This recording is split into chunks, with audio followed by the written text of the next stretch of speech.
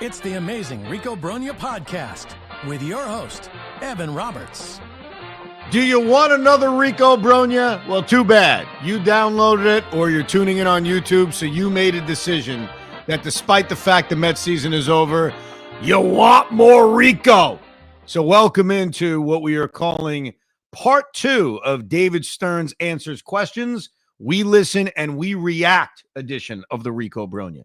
This is part 2 because David Stearns spoke to the media for about a half hour on Monday. And so we played, I guess, the first half of questions and answers from David Stearns in episode 561 of the Rico Brogna. If you missed it, you can go back into the archives, wherever you download your podcast. This is part 2 because as crazy as I am, doing the entire David Stearns press conference and reacting to it in one sitting would have been even too much for me.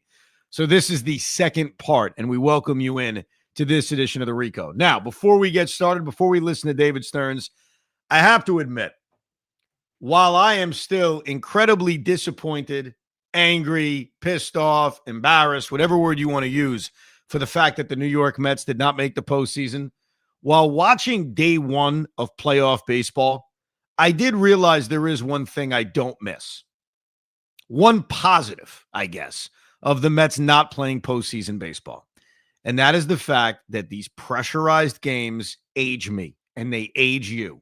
And I'm going to take a nugget from each game and basically think how you'd feel if that was us. The Guardians have a runner on third base. They got less than 2 outs. In fact, there was nobody out. They have a chance to tie the game at home against the Tigers, steal the Scooble game. And there's a comebacker, and Jose Ramirez is running home, gets caught in a rundown. And so the great Jose Ramirez, who started that inning, gets in a rundown, makes the second out. One batter later, Guardians lose. If we are sitting there watching a home playoff game, and we got a runner on third, and there's less than 2 outs, and we don't tie the game, and we're watching one of our best players basically run into a rundown, that is aging us. That is making us sick. I don't want to hit too close to home, but screw it. They're in the playoffs. If I'm down by 2 runs in the 9th inning and I got the bases loaded and nobody out and I'm facing, I don't know, a guy that was a great player for my team but also choked in a big spot. Actually, I'll give you a comparison. It's Armando Benitez. You know, we're facing Armando Benitez when he was with the Giants or the Marlins. Except it's the playoffs, and we're down by 2, and we have the bases loaded and nobody out, and we've got our 4, 5, and 6 hitters coming up, and we can't tie the game. That's going to age me. That's going to give me a sickening feeling. So we are in the midst of day 1 of the wild card series, and while, again, I still wish the Mets were there, the one saving grace is I have no agita. You have no agita. You could sit back, watch these stupid teams play each other, and just chill. So that's an observation. With that said, let's get depressed again. Let's continue to listen to David Stearns. So he was asked and answered 44 questions at his press conference. In part 1, we went through the first 21 of those questions. So we kick off part 2 of this listen to David Stearns and react to David Stearns with question number 22. David, First of all, just apart from Alvarez, any other surgeries that you can announce? No. You've harped a little bit on just needing to improve the defense. Your top free agent is a first baseman. Just what is your interest in bringing back Pete Alonso, and does that kind of complicate it a little bit? Yeah, look, Pete is a great Met. He had a fantastic year. I said this last year, and it worked out. I'd love to have Pete back. And we'll see where the offseason goes. Well, he didn't answer the direct question because it's a good one, which is, hey, David, you've spent a lot of time at this press conference talking about defense, talking about run prevention. Well, one of your premier free agents is not exactly known for his glove. Does that complicate things? And he gave basically the same answer he gave last year about Pete, which is, yeah, we'd love to have him back, which is a non-answer. And there are many Met fans. I don't know if I subscribe to this. I certainly know that Joe B does. This idea that David Stearns doesn't want Pete Alonso back. I'm not sure I agree with that, but I do think that David Stearns obviously cares a great deal about defense, which is why he has spent a lot of time in this press conference talking about such. And bringing Pete Alonso back doesn't improve your defense. Now, you can improve your defense in other areas. You can bring him back partially DHing, which can improve your defense when he's not playing first base. So it's a contradiction. And David didn't exactly attack it in the question, or at least answer it. I am part of the Joe Beningo metaverse, universe, whatever it is. I don't know. I agree. I don't think David Stearns wants to bring back Pete Alonso. I think he will if the number is on a very small term. But I think Pete Alonso wants a big number, and he wants multiple years, not just another 1 or 2 year deal.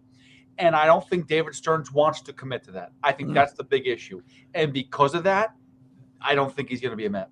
Well, what complicates this is if you lose him and you improve your defense at first base, you have to find a way to make up for all the offense you're losing. Because this team, as we have documented, and I think it's undeniable, did not live up to its offensive expectations. And if you take away a guy who I think pound for pound was their best offensive player throughout the season, and for those arguing it's Juan Soto, I'm talking about including the clutch factor, including how many significant hits Pete had, it'd be very tough to replace. I agree. I think we should do 2 separate episodes, one of Juan Soto's clutch moments and then one of Pete Alonso's clutch moments. I think Pete Alonso may even have a 2-parter. Soto might have a 15-minute episode. There's a difference. Look, Soto's year, I've described it, was a great statistical season. There's no denying that. It is similar to what Pete did last year. Obviously far better in numbers, but in terms of kind of missing that impact. Let's listen to question number 23 for David Stearns. Do you see him as a first baseman, or would he be a DH option for you? Look, I think how the exact roster construction hypothetically fills out, like we'll deal with that as we get into the offseason. I'm not answering that, but he didn't rule it out. Pete Alonso coming back, not as a full-time DH, because I don't see that, nor as I think that's necessary, but come back in a role in which he's DHing more is absolutely on the table. And he didn't admit it. He didn't deny it.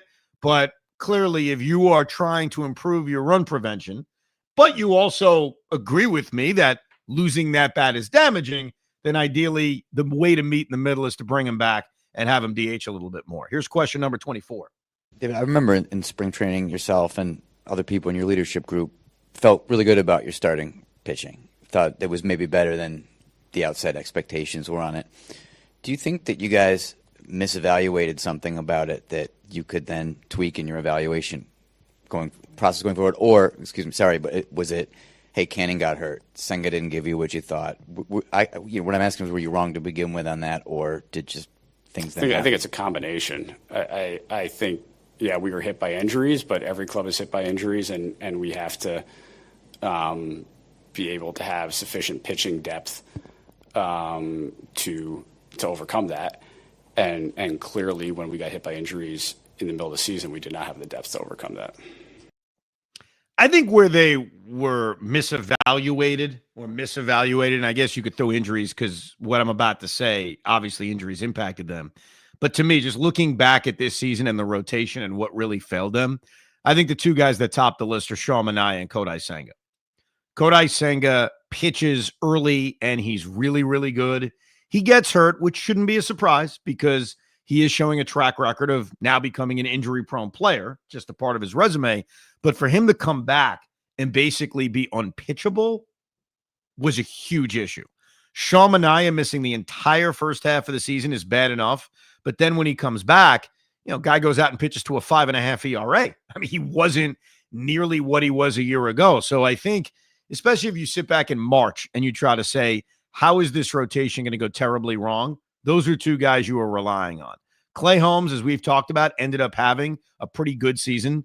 David Peterson had a weird year. Like, his final numbers are terrible. He made 30 starts, and for 70% of the season was a really good starting pitcher. Why he fell off the table at the end, maybe it's hitting an innings wall. Maybe that's the answer. But it's complicated to define David Peterson's season because, we're going to do an entire grades episode of the Rico. We're going to grade players. He's a tough one to grade because for a big part of the year, he was a B+. And then all of a sudden, the Regents exams come around, the finals come around, and he's oversleeping and not taking the test, and he's drooling on himself. So he's complicated. Tyler Miguel was good, but then he got hurt. Griffin Canning was amazing, but then he got hurt. Frankie Montas was a disaster. And if you want to talk about misevaluating, that would probably be the lead one in terms of misevaluation. Here's question 25 from David Stearns. And just on the defensive side of run prevention, obviously you look at the Brewers, you see a team that's very versatile, athletic, catches the ball. That's clearly a priority of yours. You inherited a roster here like anyone would coming into a job. How long do you think it takes roughly? How many years before you can meld a roster that is more in your image, in particular defensively? Yeah, look, I think I take ownership over this roster. I've been here now for 2 years. That's plenty of time to shape a roster, to meld a roster. And so, yeah, I take ownership over the players that are here. As we continue to develop our players, that is naturally going to change the composition of our position player grouping. And yeah, I'd say holistically we need to get better defensively. What I appreciate about David Stearns, I was trying to say this to Joe when he joined us on Evan and Tiki, but Joe so hates David Stearns, like with such a passion. It's almost irrational at times. And I mean, you could criticize him. I'm certainly criticizing him, but it sounds like he hates his guts. He, can't stand him. One thing I appreciate about Stearns in this press conference is he is really dying on the sword and he's taking ownership. One thing that always bothers me about presidents is when they sit there in the Oval Office and they blame the past administration for years. It's like, dude, you're the president now. I mean, I'll go back in time so no one gets sensitive. FDR, I mean, he killed Herbert Hoover over and over again. And finally, it's like, Herbert hasn't been president for 8 years. What are we talking about? I mean, enough of killing Herbert Hoover. And so I always appreciate when a president says, no, I'm not blaming my predecessor. This is on me. Now, no president actually does that. They all blame their predecessors. But I appreciate David Stearns, who has only been here for 2 years and inherited a bulk of this roster, saying that is no excuse. This is my roster. And it's true. Because if he really didn't want guys on this team, where there's a will, there's a way, especially with a billionaire owner, you get rid of them. I've been thinking about the run prevention defensive thing for a while. I think these defensive metrics are incredibly unreliable. I was digging in on some the other day. When I see the kind of the contradicting numbers on Francisco Lindor, it's strange. And it shows you that the numbers are flawed if they don't have a consistency. I was even doing some research on a guy like Ty France, who is a super utility player, who's a free agent. And his defensive metrics at first base were great this year. But then I looked at his metrics a year ago at first base, and he was abysmal. And it's like, did he really get that much better in a year, or are these numbers all over the place? So I'm really thinking eye test. Come on, Evan, you've watched every game. Just what does your eyes tell you about the way guys defend it? And, you come to the conclusion that there's a lot of mediocre. Not a lot of bad necessarily, but a lot of mediocre. I think the bad was late in the season. I think the bad was the final few weeks of the year. Here's question 26 for David Stearns. And this team, regular season-wise, is 8 games over 500 in the last 3 years, with a lot of highs, a lot of lows. How do you judge the ceiling for this core? How do I judge? I'm sorry? The ceiling for the core players you've got. We have very good to elite core players who at times have played at a very high level. And a year ago had a very good season together. And so I think the ceiling remains high. Yeah, I mean, I think when you look at the individual numbers of the core players, and I think for the sake of this core discussion, the core is Brandon Nimmo, Juan Soto, Francisco Lindor, Pete Alonso. I guess you can include Jeff McNeil. But if you just include those 4 guys individually, statistically, they all had good seasons. They just did. But how you end up scoring fewer runs than a year earlier, how you lack the consistent big hit, that's kind of tougher to explain. Here's number 27 for David Stearns. I think most of the industry probably expects Edwin Diaz to opt out of his contract. Assuming that happens, just what is your appetite to bring or to allocate significant dollars to a reliever like that? I think rather than speculating on what Edwin might do, I think we'll let him make that decision, and then I can comment. Well, you've got to keep him. And if you lose him, replacing him is going to be really challenging. Josh Hader signed a 5-year, $95 million contract 2 off seasons ago. Edwin Diaz has every right to look at that contract and say, I want more. I want more money, and I want as many years. Do you have an appetite if you are David Stearns and you want to be at least somewhat smart with your finances?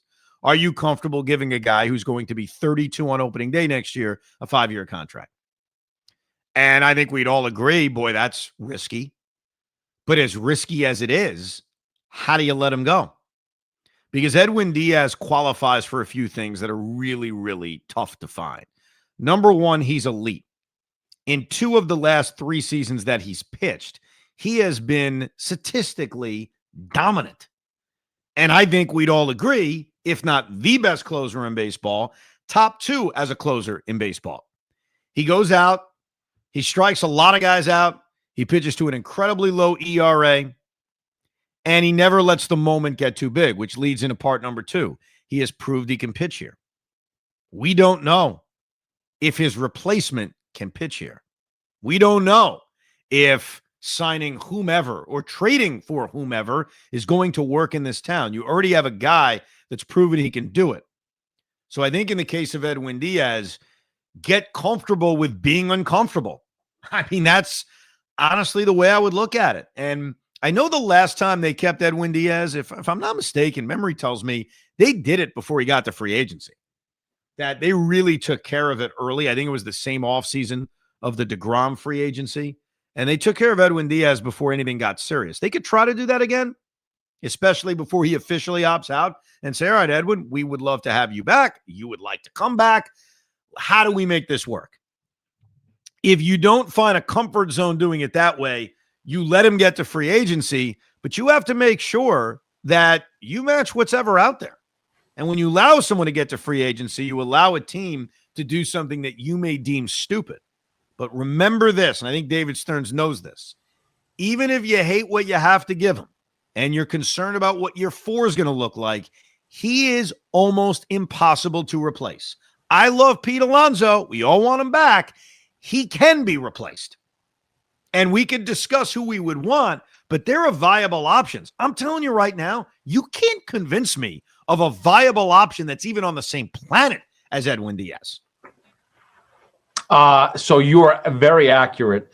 Do you want to take a wild guess on the date of Edwin Diaz's contract signing? I'm going to say it was late October, early November, like it happened before free agency. November 7th, Yeah. 2022. I mean, so that's, believe it or not, that's after free agency, because I think it's, 10 days after the World Series. So maybe it was before free agency began. So I guess it was still in that window, the same window where they re-signed Mike Piazza. He actually never really got to free agency. So that leads me to believe, Hoff, that Diaz would be open to doing something like that again, as long as they can get into the same range.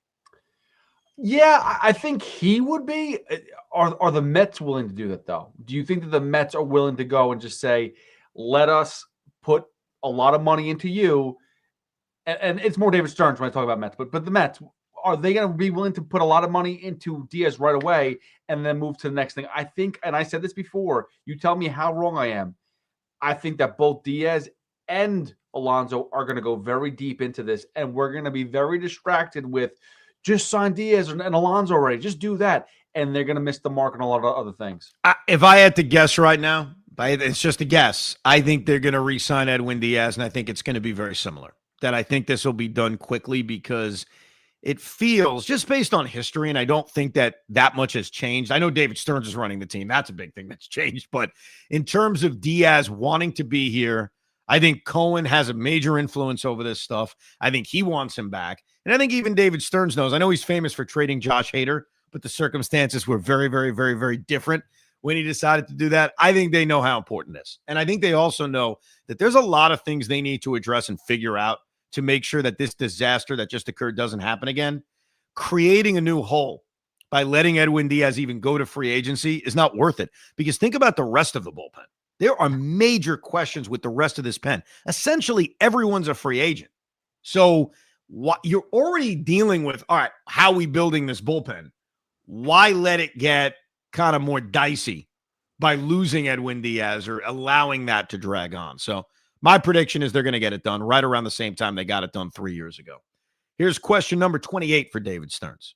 Your 2 years here, you've had more or less a set plan at DH with Martinez and then the platoon this year. Do you plan to keep that more open next year? Or would you like to have a set guy as your DH? I don't think I have a preference. I think we're going to evaluate the market as a whole and see how we can best put together our position player grouping. Here's why you can't commit to anything.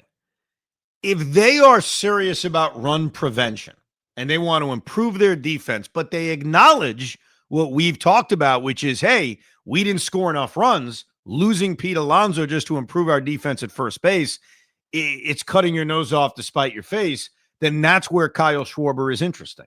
It's where you have a conversation about, well, let's replace Pete with Schwarber, who is an incredible offensive bat, and he's the DH. So it doesn't affect run prevention and defense because he's not defending.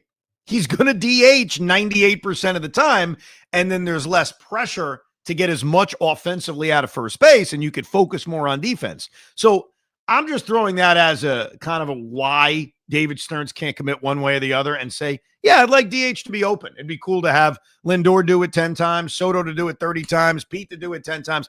That's one avenue they can go. That is absolutely an avenue they can go.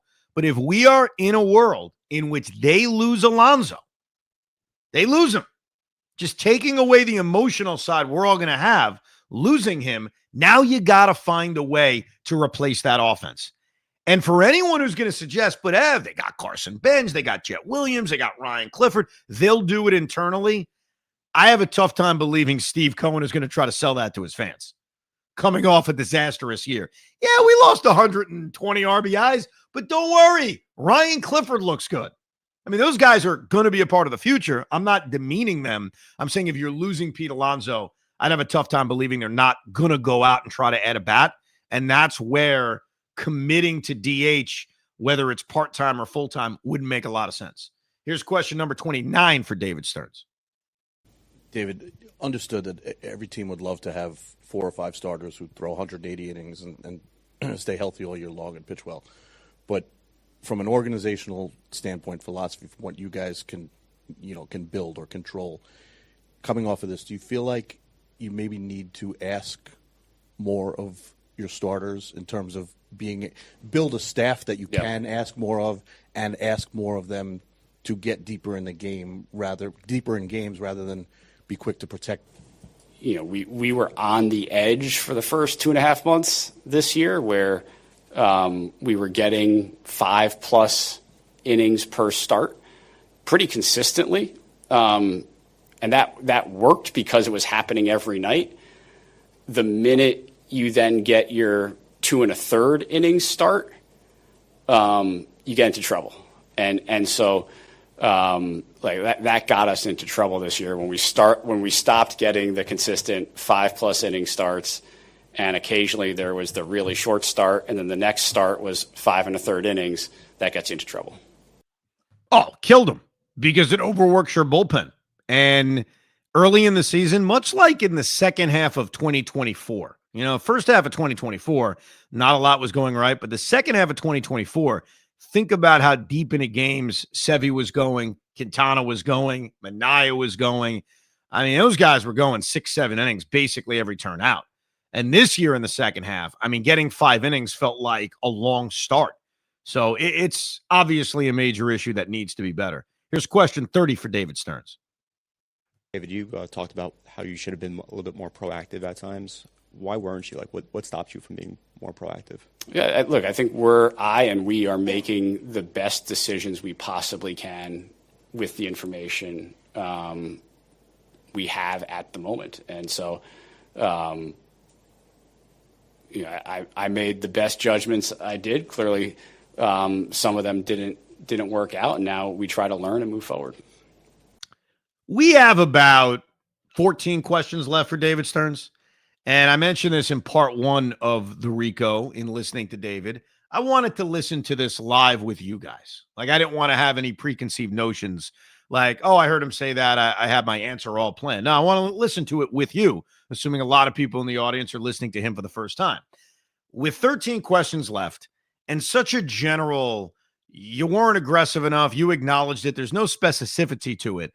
There is a specific question that has not been asked of David that I really hope is asked.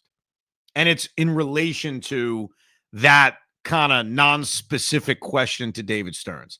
And that is, why did you wait so long to call up Nolan McLean? And there are answers you can give. There are, hey, just trust us. We didn't think he was ready, or we wanted to give it more time. There are ways you can answer it, but I really want that specific question asked. And so I'm just throwing it out there knowing we've got 13 questions left, and I've seen a lot of dancing around things, but not specifically point blank. You needed help. You said you weren't proactive enough, okay? I actually agree with you when it comes to the trade deadline. There was nothing out there starting pitching-wise that wet my whistle. I'll defend you on that, but what I need to know is why it took you a million years to call up Nolan McLean and Brandon Sproat. But we'll see if we get to it. First, here's question 31 for David Stearns. How do you envision the roles of McLean and Sproat and Tong going into next season right now? But all three of those guys, I think, demonstrated that they can pitch at the major league level. At various points, all three of them pitched very well at the major league level. We'll see what our roster looks like when we get to Port St. Lucie. But I would certainly expect all three to have a role in the major leagues at some point next year. Don't know exactly when, but I think those guys should be really proud of what they accomplished this year. So he doesn't answer the question, which is, hey, are those guys in the rotation next year? I think one of them is a lock. One of them should be a lock, of course, assuming he's healthy, and that is Nolan McLean. I would lean towards Jonah Tong starting the year in AAA. I just think that's the safest course of action, considering some of the struggles he had, and he only made 2 starts in AAA. I think Sproat's the wild card. I mean, he only made a handful of starts, too. I thought he was mostly impressive. I think Sproat is probably in the basket of competing for a spot. Obviously, who else is on the roster is a big part of this, but that's how I'd answer it if David doesn't want to answer it. McLean, yes. Sproat in the middle. Tong starts at AAA. Here's question 32. 2 things. One is kind of a piggyback on that. How tough of a navigation system is it when you don't have clear feel for, like, some of the position guys who are close, Benj, Jet Williams, etc., and some of the pitchers, putting together the roster as far as making sure you want to leave space for them to come maybe, but you got to win next year, especially after this year? I think incorporating young players into the mix is part of winning, and part of winning consistently. So we can't shy away from doing that. Yeah, I think we'll start with the position players because I've started to give it a lot of thought. Like, where does Jet Williams fit? Where does Carson Benj fit? I think the hope was, at least maybe to me, and maybe I was being naive thinking it, was that Jet was going to get up here at some point in 2025. I think you need to go into next year with solid veterans who can hold the fort until those guys are ready. And last year, I remember saying the same thing, but what we found out and probably knew was that the veterans that they had weren't solid enough. Jose Siri and Tyrone Taylor holding off center field until your young player was ready, which obviously never came. Those guys aren't good enough. In terms of the rotation, they need reliability because they don't have any of it. So when we look at starting pitchers in free agency and the trade market, I said that a lot last year. I don't think they ever accomplished it. They need reliability. I'd love an ace. Look around baseball, watch the wild card series. All you're doing is watching aces dominate. And we hope the Mets have an ace in Nolan McLean, but I don't think 8 starts is enough to say that they have that yet. So you want to have room for the kids to come up, but I also think, and Joel nailed it, you got to win next year, especially after a disaster like this. So how do you balance it? Here's question 33 for David Stearns. The second thing is, last year at this time, obviously, your team was coming off of a high, and a lot of faith had been built in your administration for this. It feels like a lot of that has been lost. Do you feel that, and do you feel any of it from the owner of the team, from Steve Cohen? I think Steve expects excellence from our organization, and we did not display excellence this year, and we've got to do better. Well, I mean, great. He didn't give you anything on that other than, yeah, he expects excellence. We weren't excellent. Let's hear the next one, 34 for David Stearns. That was perhaps similar to my question. Obviously, you have a lot of money coming off the books for next year. What was the message from Steve about how you can approach this offseason going into 2026? I think a day after the season, we haven't had in-depth discussions on how we're going to approach this offseason. So no answer, because I think that's one of the big questions about this offseason is, does Steve Cohen react in a way in which he says, here's more money, make sure this rotation is fortified, don't F this up again? Or is the reaction, I'm not giving you more money. You had a $350 million payroll and you didn't make the playoffs. Go figure it out. We're not getting that answer from David Stearns. Here's question 35 for David. Yeah, when you were asked before about the three rookie starters, you kind of put them all in the same basket. At least that's the way I read it. At this point, when you consider McLean to be a starter for next year's team, I mean, he certainly looked pretty good. Yeah, Nolan had a tremendous run for us. I'm not going to sit here and map out our starting rotation for next year, but I would expect Nolan is going to play a big part in our team next year. So he confirms what I said, and good job by John limiting the question to under 5.5 minutes.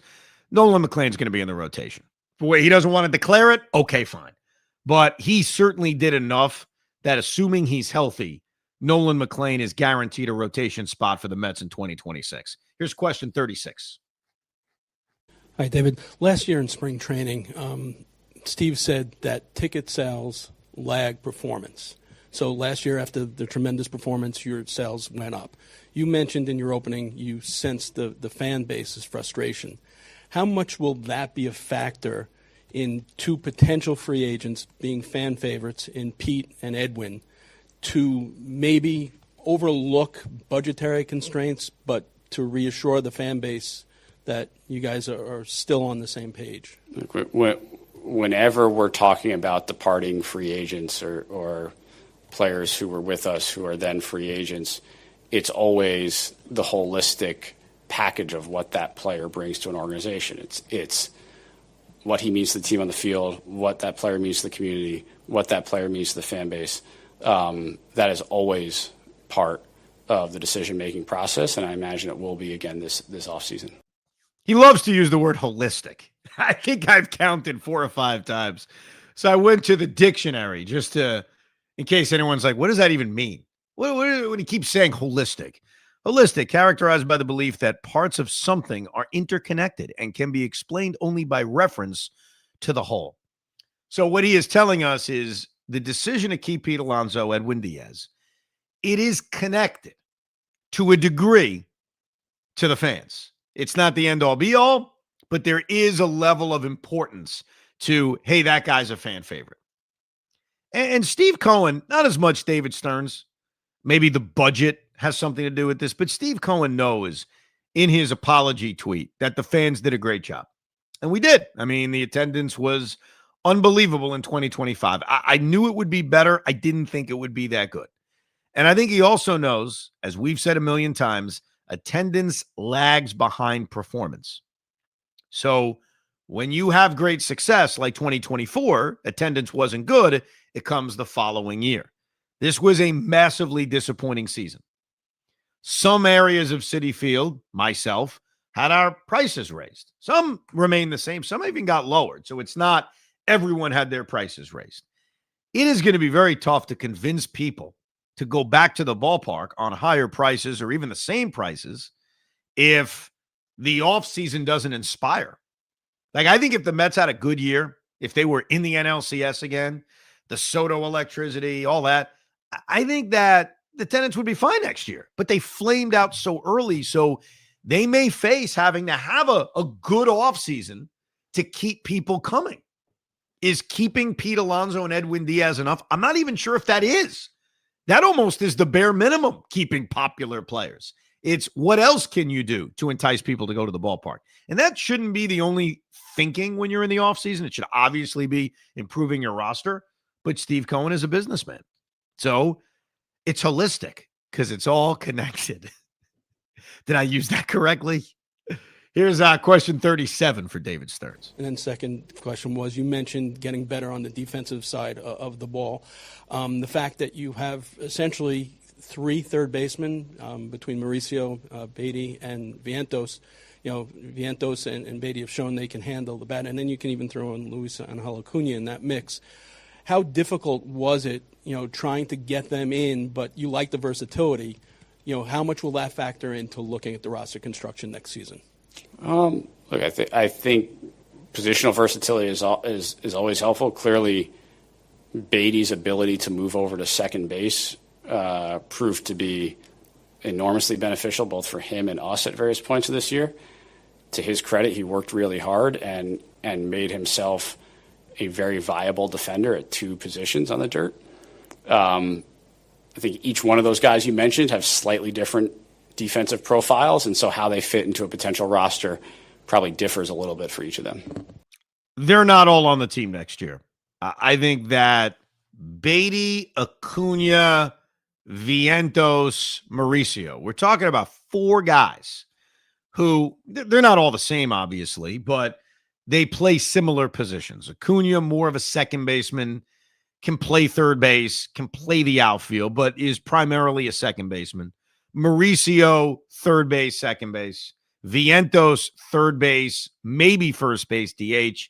Beatty, third base, second base. There is a lot of redundancy when it comes to the positions. So I think 2 of those guys, definitely one of those guys, but I'm going to guess 2 of those guys are packaged in a trade.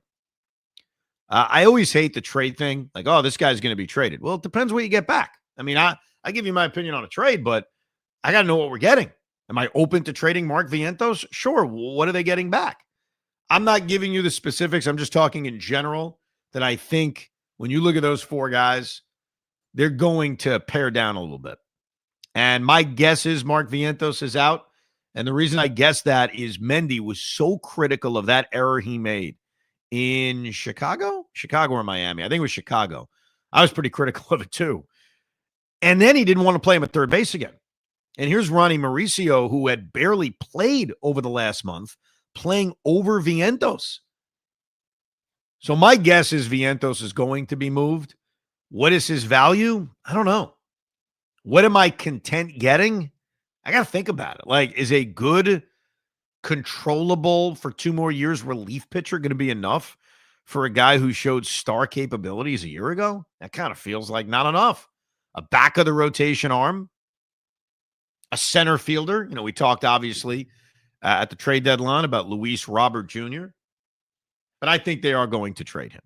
I do. Here's question 38 for David Stearns. Where do you stand on hiring someone for the GM role?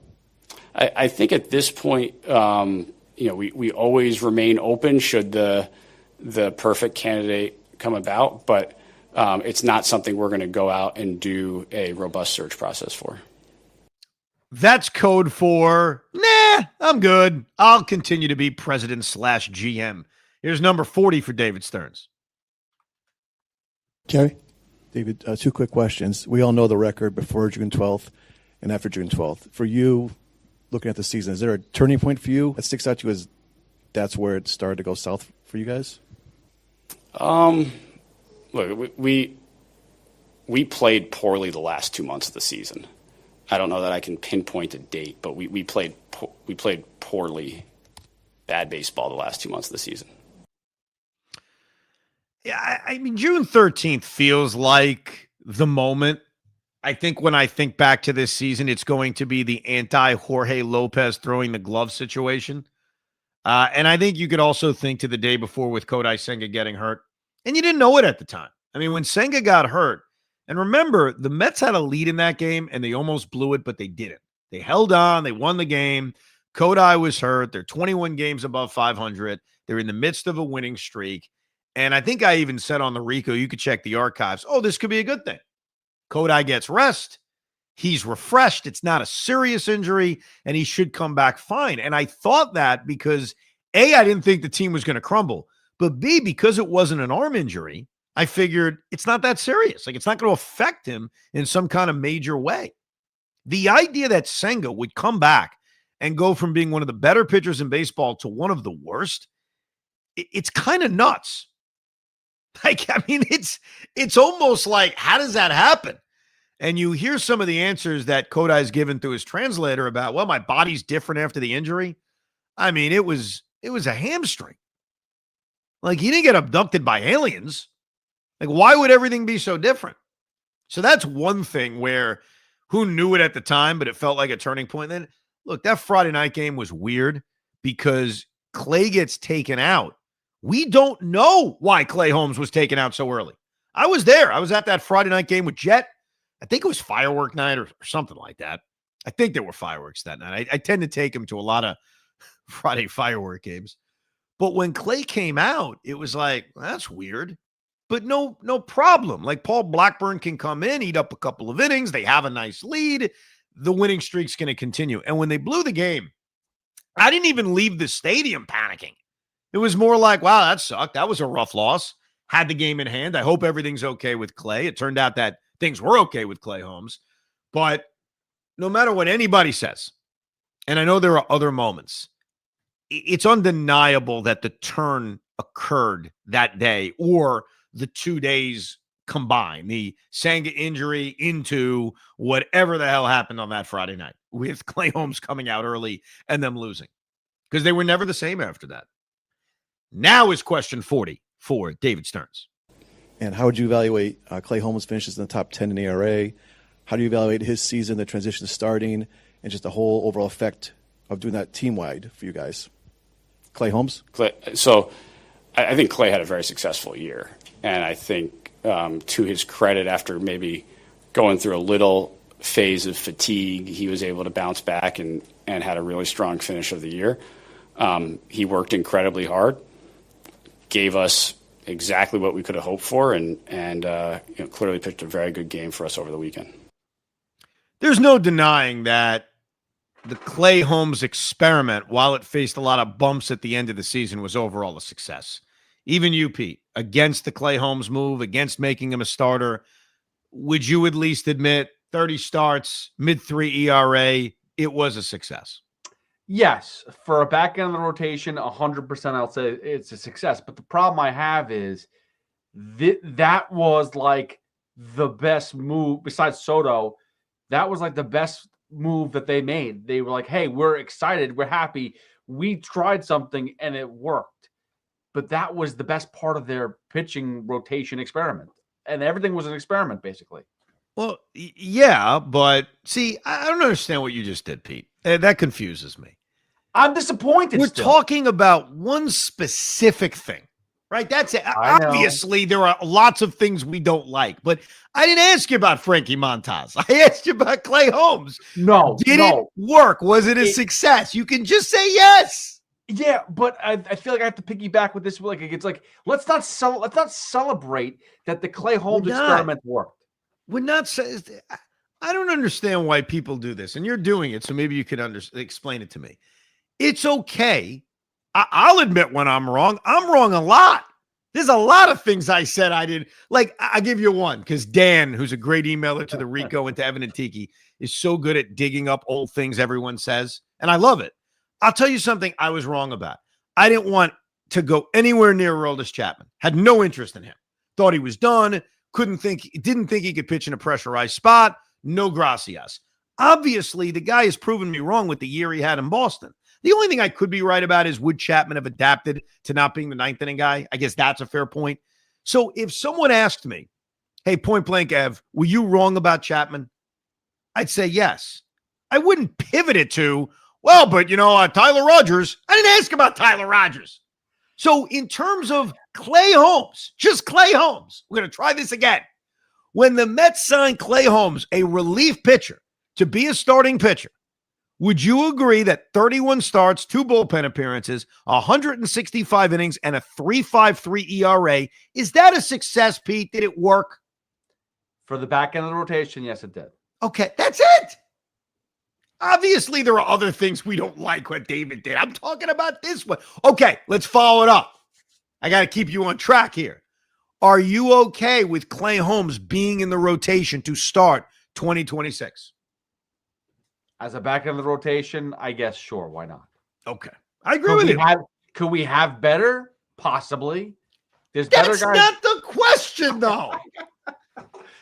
Yes, I'd like Tariq Skubal. I'm asking you, would you be okay in a 5 or 6 man rotation to have Clay Holmes get another year of doing it?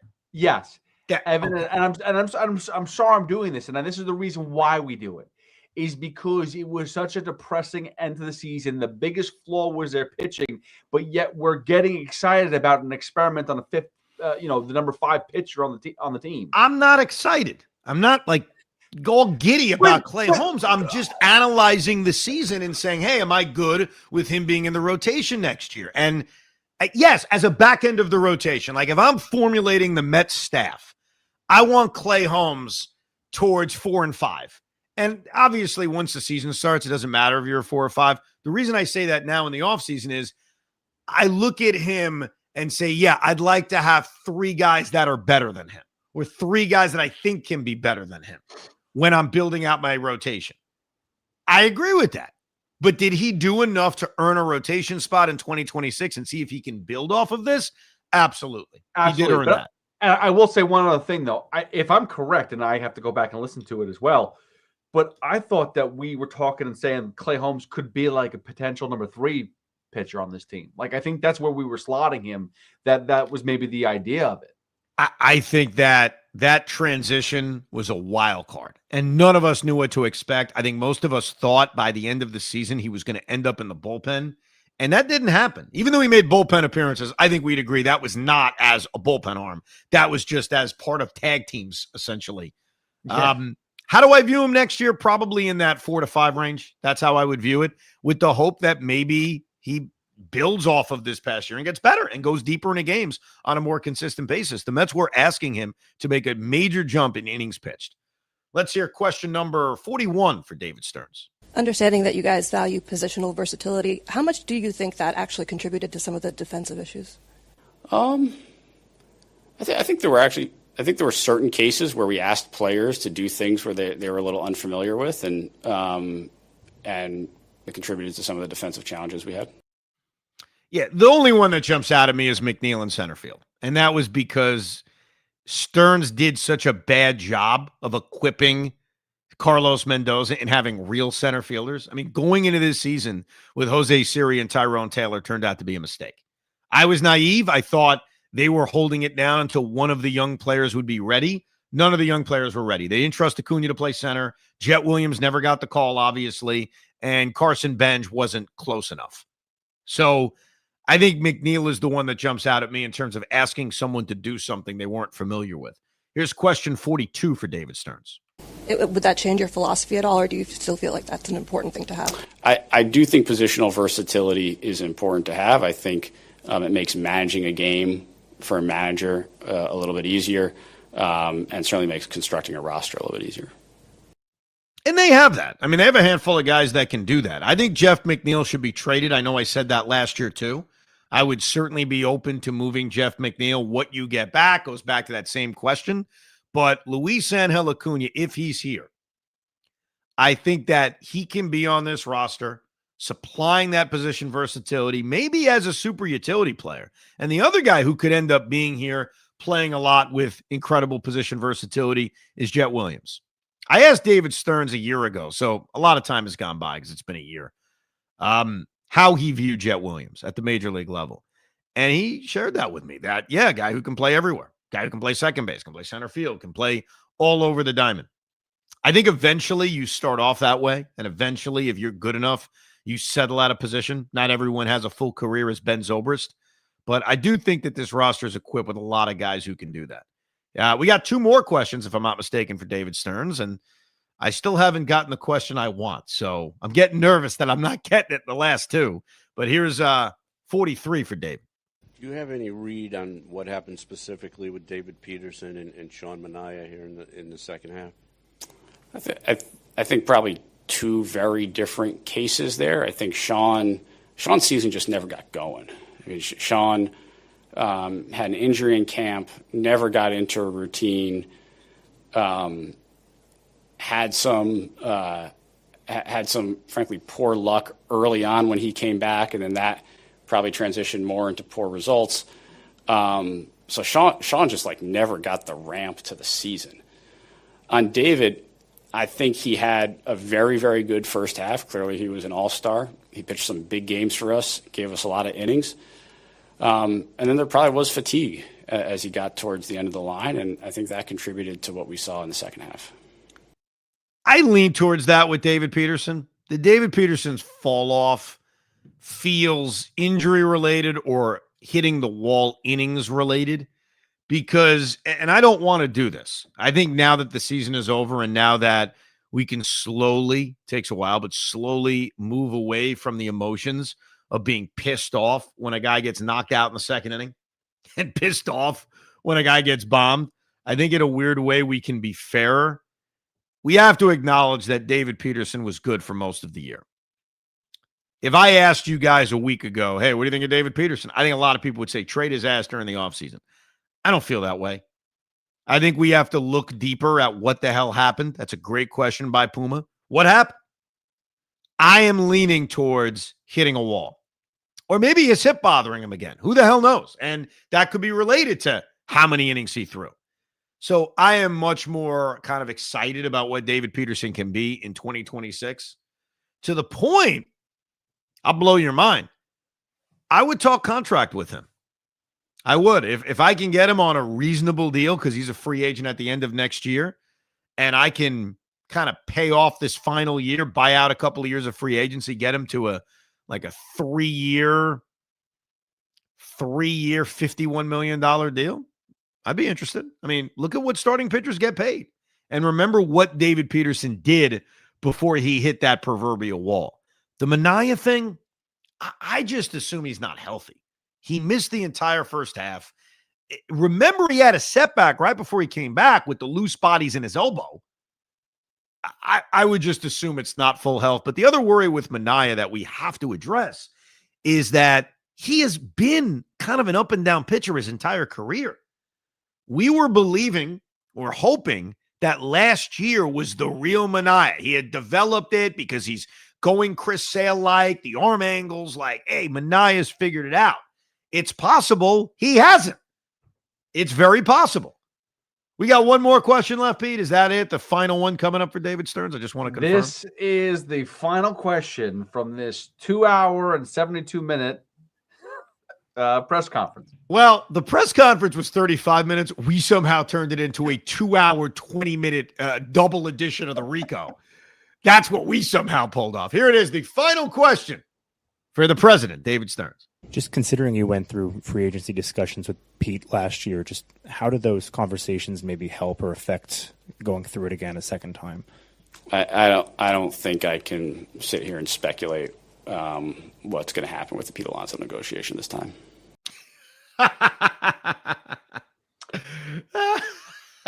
What a stinker of a last question. And no, Nolan McLean was not brought up. I'm sorry, man. I mean, Nolan McLean was brought up in terms of is he in the rotation next year, but I can't believe that no one just said point blank, why didn't you call him up? Were you concerned about rookie status? Did you not think he was ready? Here's the thing. I know it may not sound this way because it sounds like I'm badgering him. Like, what an idiot that David Stearns is. I'm not badgering him. I want to know. I get it. You're watching these guys in AAA. Maybe there are things that you saw where you said, I don't think he's ready yet. I want to give him more time. And all you got to do is say that. None of us know truly how much seasoning a pitcher needs. So it's kind of an easy answer. Look into our eyes and say, hey, it's tough to know when a guy's ready. We didn't think he was ready. Once we thought he was ready, we called him up. Plus, it was the mix of he was ready and desperation. But it has to be asked, even if the answer is no, did you factor in service time days and innings pitched to make sure he doesn't lose rookie status when deciding to call up Nolan McLean? So I'll make you this promise to the Rico audience, a little promise. David Stearns may not come on the Rico as many times as I've asked. He may not come on Evan and Tiki as many times as I've asked. But I've seen David. We've talked in spring training, off the record, on the record. I don't care. When I see him in spring training, I will say, how are you? And then I'll say, why didn't you call up McClain earlier? And did you factor in rookie status? And what'll really kill me is when he says, well, off the record, yeah. No, off the record. I want it on the record so I can tell everybody. But it kind of bothers me that no one asked, because I think one of the lingering questions from this past season, especially when David was admitting, hey, we didn't, I forget the way he termed it, not aggressiveness, but we weren't, I forget how he worded it. We weren't. Well, he did say aggressive. They weren't aggressive enough. It was another word for aggressive. We weren't, not forthcoming. That's not the right term. I forget exactly how he worded it. I apologize. I mean, if you've listened to the two parts of the Rico, maybe you remember it. You're screaming it at your phone right now. But if you wanted to be more aggressive, or whatever term he used, why not call up the kids that are there? Look, overall, my opinion on what David Stearns' press conference was like, I think he avoids a lot of answers, which is typical of a team president. But I think he died on the sword. I think he literally took all the slings and arrows. And I appreciate that. Because if he is who, like, Joe thinks he is, which is this arrogant, know-it-all geek, then you deny, and say, no, everything was great. What are you talking about? Who cares what our record was? We did everything. He admitted, hey, the trade deadline sucked. We tried everything we could. We didn't do this right. We didn't do that right. And even if you think it's obvious, I appreciate it. But like I said about Steve Cohen, when he released his statement apologizing, words are nice. It's all about actions.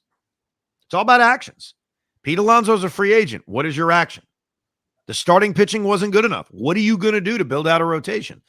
Actions will dictate how we ultimately feel about David Stearns.